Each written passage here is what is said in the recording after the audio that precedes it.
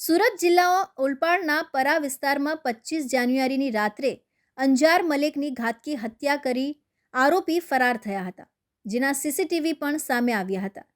હત્યા બાદ ઓલપાડ પોલીસ, સુરત ગ્રામ્ય અને શહેર પોલીસે સંયુક્ત ઓપરેશન ચલાવી 4 આરોપીને ગણતરીના દિવસોમાં ઝડપી પાડ્યા હતા.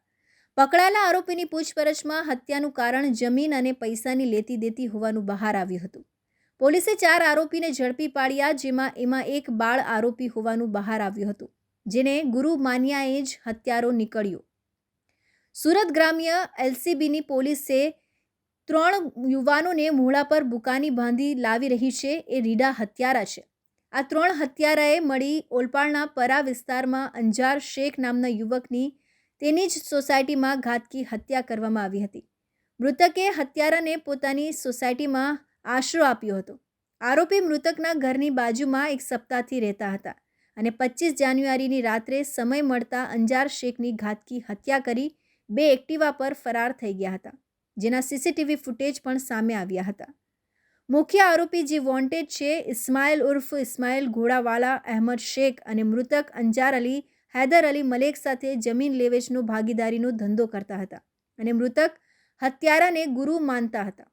પરંતુ મૃતક અને ઇસ્માઇલને પૈસાની લેતી દેતીમાં મન ખટાશ થતાં મુખ્ય આરોપી ઇસ્માઇલે રાકેશ ઉર્ફે બાળા મોહિતે, પંકજ ઉર્ફે પકિયા, સાહિલ પટેલ અને એક બાળ કિશોરને 3 લાખ રૂપિયા આપવાની સોપારી આપી હતી. મુખ્ય આરોપીએ મૃતકને ફોન કરી તેના મોકલેલા 4 લોકોને આશરો આપવા કહેતા મૃતકે પોતાના ઘરની બાજુમાં આશરો આપ્યો. ભાડાના હત્યારાઓને મૃતક અંજારને ગંધ પણ ન આવી કે જે લોકોને આશરો આપ્યો છે એ લોકો તેની હત્યા કરવાના છે. મૃતક સાથે પહેલાં હત્યારા બળી ગયા અને સમય મળતા અંજાર શેખની હત્યા કરી આરોપી ફરાર થઈ ગયા હતા. મૃતક અંજાર પણ ગુનાહિત માણસ ધરાવતો હતો અને પૈસાની લેતી દેતી અને જમીન પર કબજો, ઉઘરાણી જેવા કામો કરતો હતો અને તેને સાથ આપતો હતો. મુખ્ય આરોપી ઇસ્માઇલ ઘોડાવાળા અને તેના કારણે જ અંજાર પૈસા તકે આગળ આવ્યો હતો. પરંતુ કહેવાય છે ને કે અનીતિના રૂપિયા વિનાશ નોતરે છે. બસ આવું જ કંઈક મૃતક સાથે થયું અને પૈસાની લેતી દેતીમાં અંજારની ઘાતકી હત્યા કરવામાં આવી.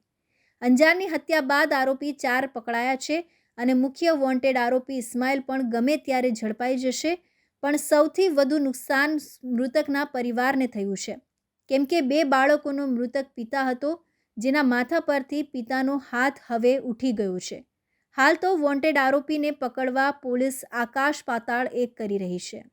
25 जनवरी 2024 को उलपाड़ के परा मोहल्ला में रहने वाले अंजर अली मलिक 30 साल की उम्र है, उनका मर्डर 4 अननोन व्यक्तियों ने किया था, जिसके अगेंस्ट में मर्डर और आर्म्स एक्ट का गुना उलपाड़ पुलिस में दाखिल हुआ था.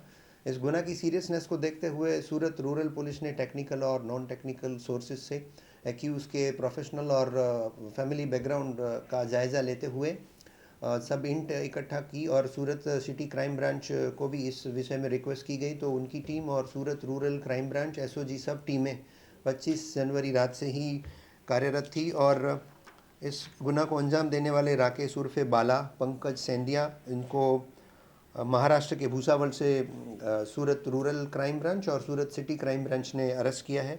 2 अन्य एक्यूज़ साहिल पटेल और एक माइनर जो हैं जुवेनाइल, उनको पलसाना नज़ीक से उनकी भी अरेस्ट की गई है. आज इनका रिमांड लिया जाएगा और इन सारों आरोपियों के विरुद्ध में बहुत सारे गुना दाखिल हुए हैं. वारंट का एग्जीक्यूशन भी 1 या 2 आरोपी का इसमें पेंडिंग है. इसके चलते इन्होंने 2 जनवरी से उलपाड़ में अंजर अली ने इनको शेल्टर दिया था. जहाँ तक वारदात का जो इंटेंशन था उसकी बात की जाए तो एक इस्माइल शेख जो सूरत शहर में रहने वाले हैं, वो अंजर अली के साथ उसका बिज़नेस रिलेशन भी था. बिज़नेस में डिस्प्यूट होने के चलते, पैसे की लेती देती के चलते इस इस्माइल शेख ने बाला और पंकज को अंजर अली का मर्डर करने का काम दिया था.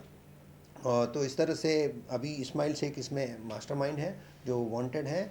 सूरत के घर पे भी पुलिस ने सर्च किया है और उलपाड़ में भी सर्च किया है. उसको भी जल्द से जल्द गिरफ्तारी कर दी जाएगी और इस गुना में और कोई चीज़ शामिल है या नहीं उसका इन्वेस्टिगेशन भी पुलिस करेगी. धन्यवाद.